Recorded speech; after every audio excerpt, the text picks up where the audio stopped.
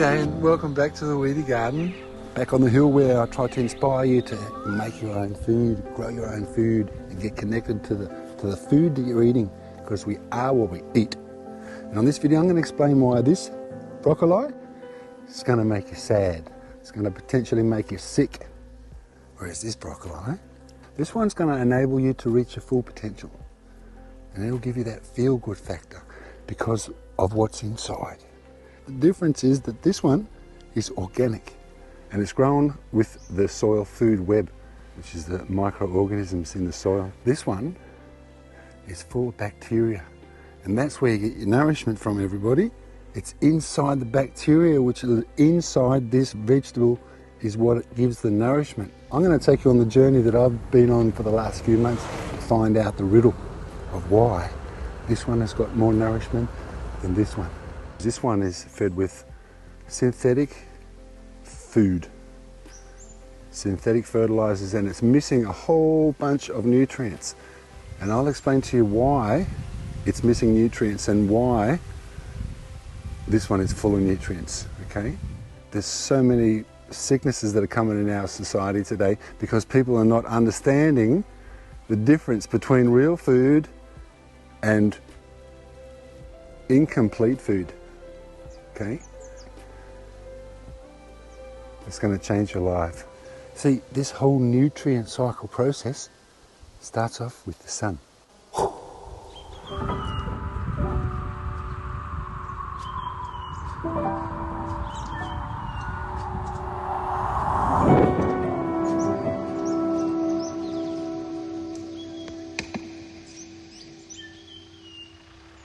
With all due respect to the farmers out there, good on you guys for working so hard to make food for the planet, and I've got no grudge against you at all.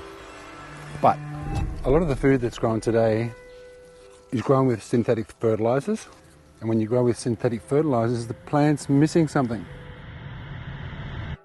from the soil food web, because the plant's not able to look after itself. It's not able to defend itself because it's not getting all the nutrients that it's supposed to from the soil, because the soil food web has been destroyed in the process of farming. And it's also been sprayed with pesticides, which is insecticides, herbicides and fungicides, which are potentially harmful for us because it's not only on the plant, it's in the plant, all these chemicals, and that's dangerous for our health. Okay? Dangerous for our health.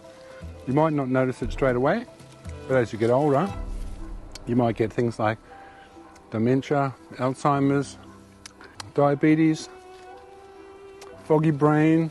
So some of these might have chemicals on them, but it's not only that, it's that they're less nutritious. I've been on a long journey of discovery to find out why. To not get too nerdy about it all, we have to kind of explain what the nutrient cycle is. We've all heard this earth, wind, water and fire. We've all heard about the periodic table of elements. Well, these two are the same. The earth, wind, water and fire is just 4 categories from the elements on the periodic table, okay? So you've got earth, that's all the minerals on the planet. Like potassium, magnesium, calcium, iron, zinc, and that's only 5 out of about 40. But these are the ones we need. They're found in the rocks, in the soil, and in all living organisms. The whole big rock that we live on is minerals, just the whole thing. Then we have wind, all the gases, hydrogen, nitrogen, oxygen, and that's what makes up almost 99% of the atmosphere. And carbon, when it's in the air, is CO2. The water, H2O. Water is the primary medium for transporting nutrients.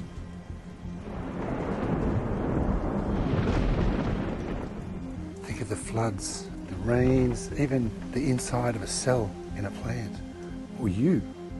Water moves these elements. It enables the flow of energy and matter.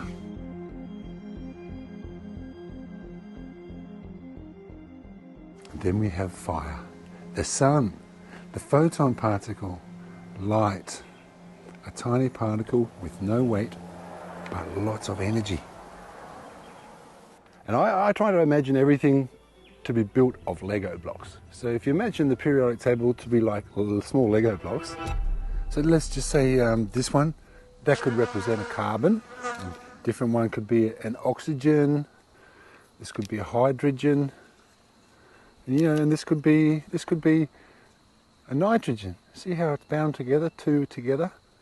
That's nitrogen that's in the atmosphere, this one. Lightning can split the nitrogen atoms apart, but that's another story. Everything that's alive and growing is composing. So it's reaching out in the soil to find all these little different Lego blocks that it needs. Because every little seed and every little egg, they all have their own little DNA script. It's like a little booklet that you get when you buy Lego. It kind of shows you how to put the things together step by step. Did you know that all the plants and all the trees actually grow out of the air and the water? Over 99% of the plant is actually taken out of the air and the water. Just look at it. You got H2O. That's 2 hydrogen atoms and 1 oxygen atom. That's water.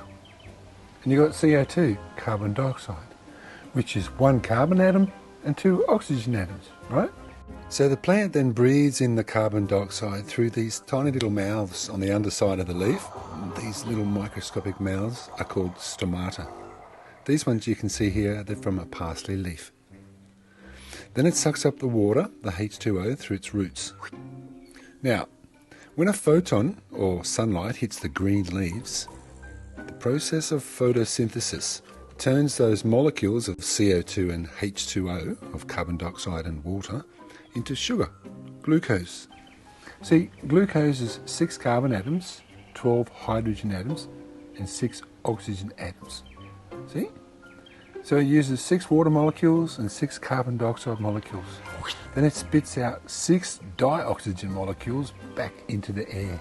So the plant kingdom is needing all these different ingredients and all these different elements to grow, to compose. All they've got to do now is put the blocks together. And it does that by sucking nutrients out of the ground and out of the sky. Okay?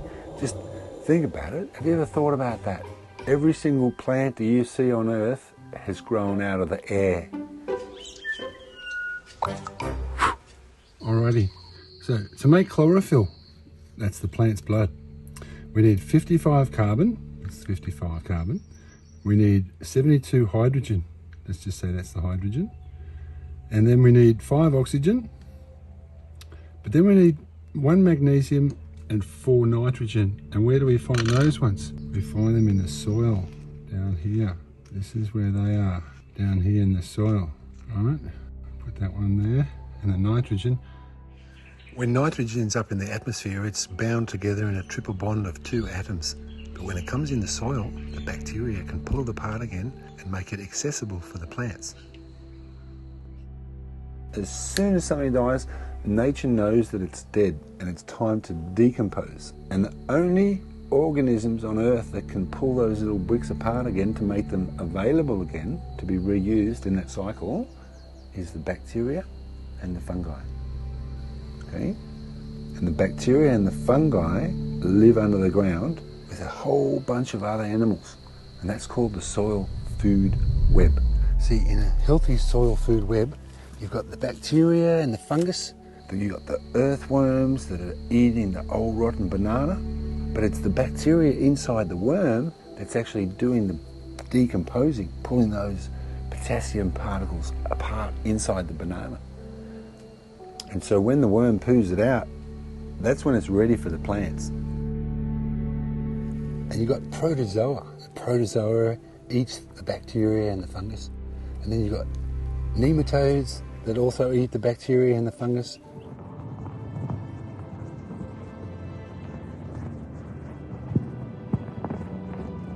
And you've got arthropods that eat the protozoa.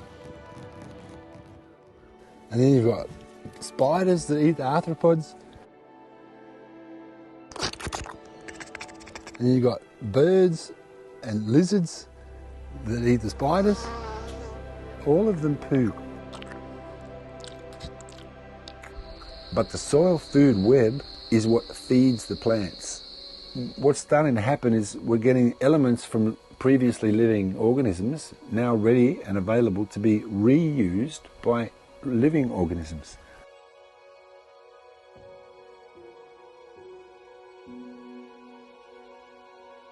And that's the soil food web.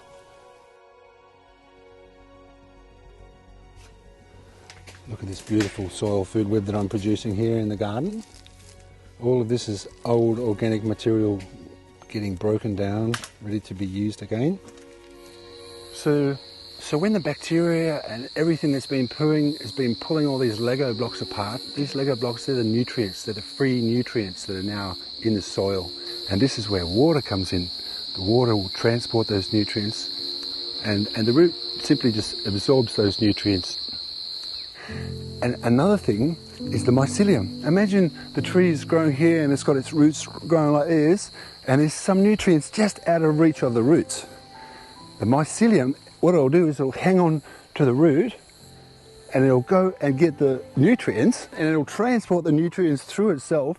You know what it's like when there's a fire somewhere, you used to watch on television, where there's a fire and there's water over here, and all the friends and all the community would get together and they'd pass the water through the water chain and they'd put the fire out. The mycelium, it'll connect to the nutrients and it'll bring the nutrients through itself and into the root.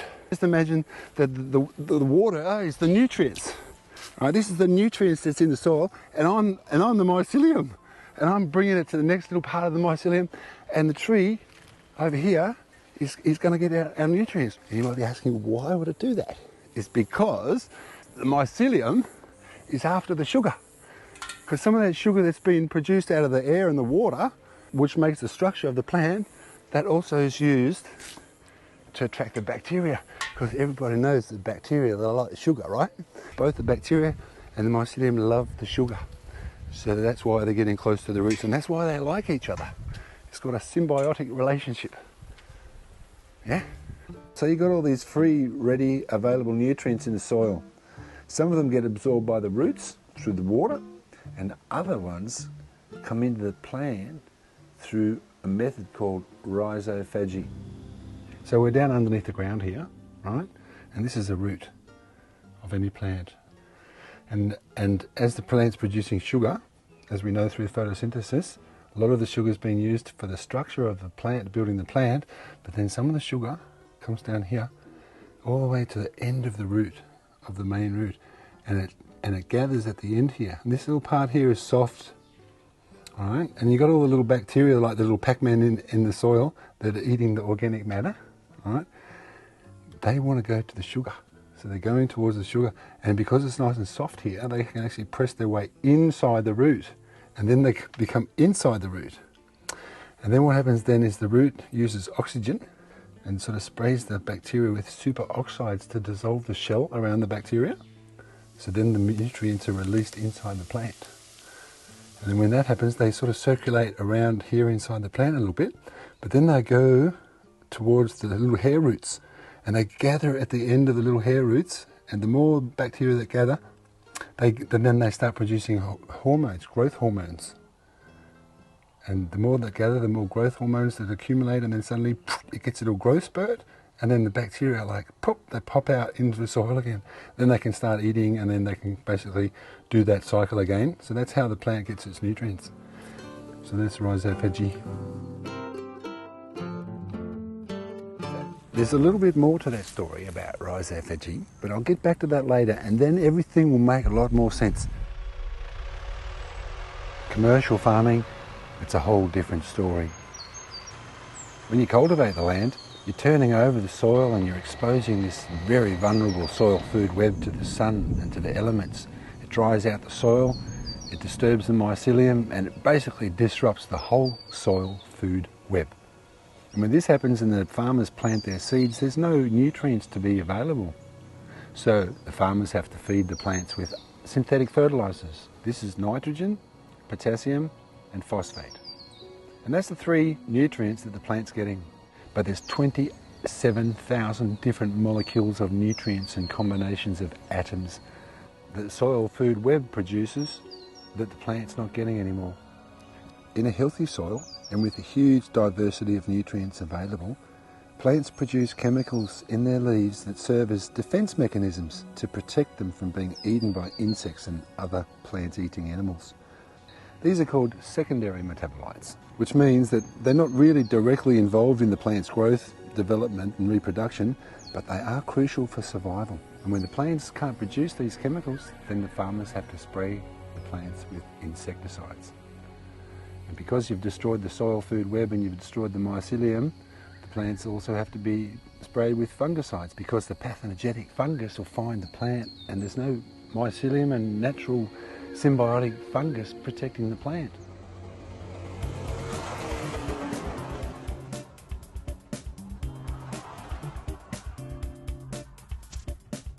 To give you an idea of what this looks like, what I'm talking about, I've taken some soil samples, and I'm going to start by taking some of the soil underneath my cabbage here. Just a little handful of soil, and then I've got one from my worm farm, some worm castings, and I've got one here from a bare field. I drove all the way out west to where they're doing the agriculture, and this soil sample, this is bare soil which is from a cultivated field that looks like it was ready to starting to plant into it soon. And this one is from a field of green oats. And I know this field has been sprayed with herbicides before it was sowed, and it's been ploughed, and then it's been fed with nitrates, with some synthetic fertiliser. Okay, so first we're going to look at the garden soil from the Weedy garden. Take a little drop, just a little glass on top. Okay, now we can take a look at this. You can see lots of life in here. And this is from underneath my cabbage plant, this one. See how there's different types of bacteria? And there's a little nematode. But at least there's some nice diversity in this little soil sample from my garden beds. That's nice. All right, one example. And then we take a test from the worm farm, and this one should be interesting because there should be lots of bacteria in this one. See, look at that. It is teeming with life, ready to go into my garden and become part of the soil food web. This little tiny droplet is full with nutrients. You can see all the life in there. That's from my worm farm. Okay, and this one is from a bare field. It's a cultivated field out western New South Wales. And then we'll have a look at that under the microscope. It looks pretty lifeless to me. It looks lifeless. Can you see the difference? There's just nothing moving. You can see lots of little crystals and minerals and chunks of dirt and rock, microscopic little particles of minerals, but no bacterial life, no microscopic life at all in that little sample. And then we've got the last one here, which is, this one is taken from a field of green oats. I know it's been sprayed with herbicides because there's not one single weed in the whole paddock. And I know that it's been fed with nitrate fertiliser as well, because it's nice and dark green. And focus in on it. Oh, can you see that? It's teeming with life. Look at that. It's like there's more life in this than I've seen in any of the soils, but it's only the one type of bacteria. Certain bacteria, they'll grow like crazy with nitrogen fertiliser. They take over. The herbicides have killed the protozoa and the fungi. It's an absolute dominated environment with these one types of bacteria. So these little bacteria is like little bags of nutrients just locked up. But there's nothing in the soil to eat them. It might seem totally irrelevant that I'm standing here in the field now with a big muscly bull behind me, but it's not. It's very interesting. Have you ever wondered where the cow gets all the muscle from? How does a big muscly bull get its protein out of grass?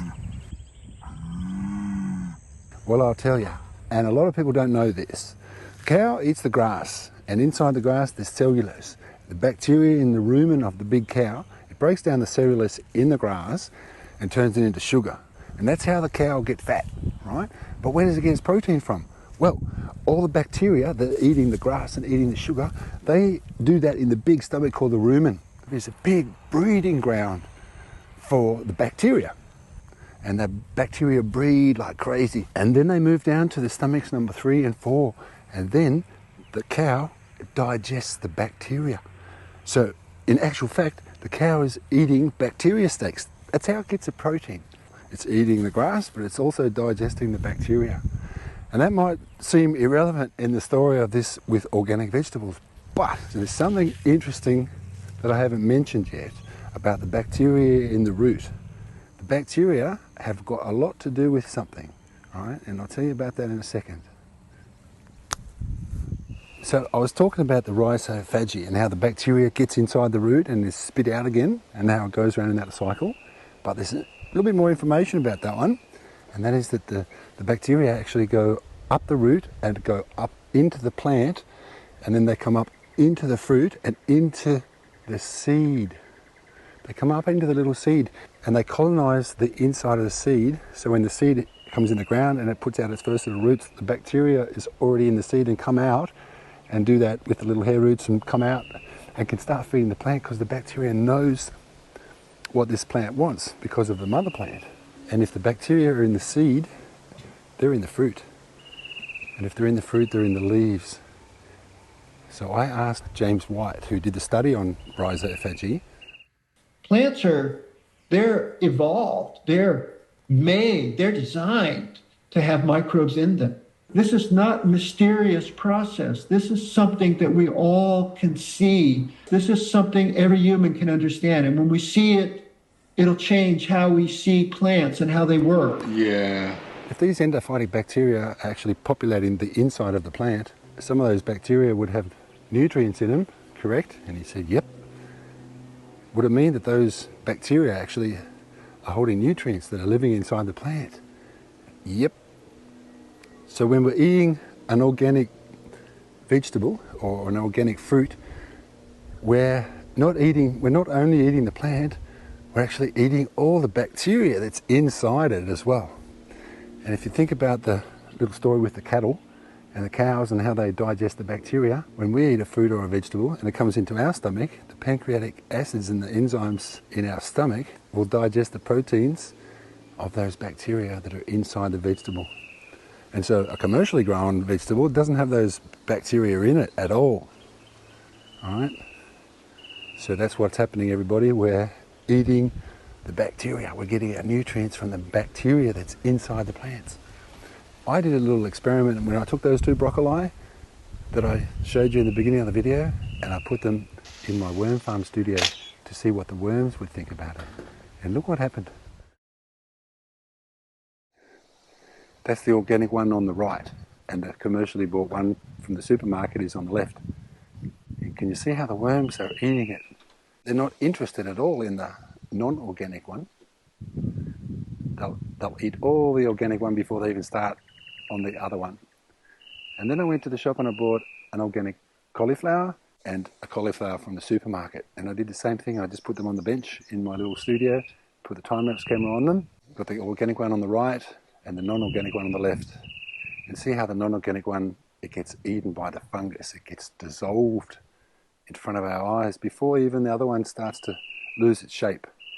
And I think that is because this symbiotic relationship with the fungus that's engulfed the plant is still protecting the plant from any sort of fungal pathogens that are coming along. So because the other one's been sprayed, it's killed all the fungus on it that's protecting it. So that's why it's now vulnerable to any sort of other fungus that wants to land on it and start decomposing it. Interesting, isn't it? Very interesting. You're eating the cycle of life. Life is cycling itself, returning these nutrients back to be reused, and when they're in the plant and the bacteria is in the plant and you eat it, then you're getting all the goodness from the earth that's supposed to be for you. When you're buying your food and you're eating your food from the supermarkets in boxes and in packets, it's not food, everybody. It's not food. Do yourself a favour and start growing your own food. Learn how to make compost. Learn how to make bacteria juice. Learn how to make a worm farm. Learn how to create your environments, your microorganisms. The plants and the food is just a way for you to reuse this nutrient cycle. The bacteria and the fungi is our best friends, and they're all over us. And what you don't know, you don't know. And what you can't see, how would you know? And you can't see bacteria unless you've got a really nice, powerful microscope. And now I hope it gives a deeper meaning why it's a good idea to make your own garden and grow your own food so you know what you're putting in your mouth. And whatever you don't use, you just put back in your garden and use it as compost for the next generation of plants that you're going to grow in your garden. Eh? And get healthy and wealthy and happy and wise. Wealthy means you've got opportunity and that you can interpret the world and you can enjoy the world. That's being wealthy. It's not about having money in your bank. It's not about that. It's about being rich in your soul and rich in your feelings, right? And rich in your heart. And you can only get that if you eat real food and you get connected to the earth. I love doing these videos and I love your support. I love your comments. And if you want to do a comment, chuck it in the comments and tell me what you reckon. The cicadas are going to stay here for a little while. So I'll just tell this little story. You know what it's like when you're at the ocean and you're standing on a jetty and you've got bread and you throw the bread into the water. All the fish come from everywhere, big ones and little ones. It's the same if you imagine that you're standing on the ground and you've got anything that's organic, anything that used to be alive, a plant or animal, that needs to be broken down again and needs to decompose.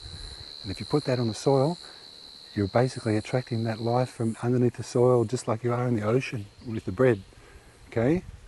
So what can you do? Yeah, you can grow your own food. You can learn to make compost, and understanding that soil food web and understanding that nutrient cycle and that cycle of life will help you understand why it's important that you make your own food, or at least buy organic food if you can find that in the supermarket. Oh, and by the way, we're doing a new giveaway, everybody. This one's only for Australians, and I'm going to make a video about that soon, but it's released on my website already if you want to go and read about it. But we're going to give someone a total garden makeover, which is actually going to be even bigger than the last one because I'm going to come out and help you do it. And I've got a special guest that's going to come with me as well. There's been a lot of studies made about how people are getting sicker and sicker. But now we know why organic food is more nutritious. Be conscious. Be conscious of your choices. Not only are you giving your body the ability to reach its full potential, you're also saving on plastic and you're saving on transport. And everything that you don't eat, you can just put back in your garden again by putting it in your compost and making it into soil again. I hope you enjoyed this video. I hope you learned something, and I hope it inspires you to grow your own food and get connected and eat the food that'll help you reach your full potential. That's what it's all about, and be connected. Thanks for watching, everybody. Thanks for patrons and members and comments. You do know if you comment on this video, a lot of people are going to read the comments on this video because this is an interesting video to comment on. So please comment and please share it. I'll see you on the next video. Enjoy your lives, enjoy your gardens, because they're important for your happiness and your well-being and your heart and your mind and your soul. Remember, everybody?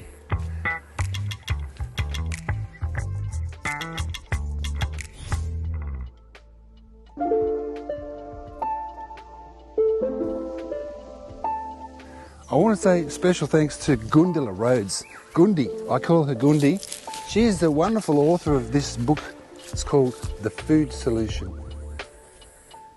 Gundi is a vet, and she has her own clinic, practices nutritional medicine. Gundi loves animals, Gundi loves the planet, and she's here to try and help save the planet from any more pain that we're inflicting on her. Thank you very much, Gundi. It's lovely working with you. And if you want to read her book, I'd highly recommend it. If this video hasn't changed the way you feel about organic food, then this book will. I'll leave a link for the book in the description. Also, I'd like to say a special thanks to Professor James White for your research in rhizophagy, and to the folks at Queensland University for discovering it. And last but not least, Dr. Elaine Ingham, thank you also for your wonderful contribution to our understanding of the soil food web. You're a legend. You're all legends. Without you guys, I would never got anywhere near the detail I got on this video. We'd be none the wiser.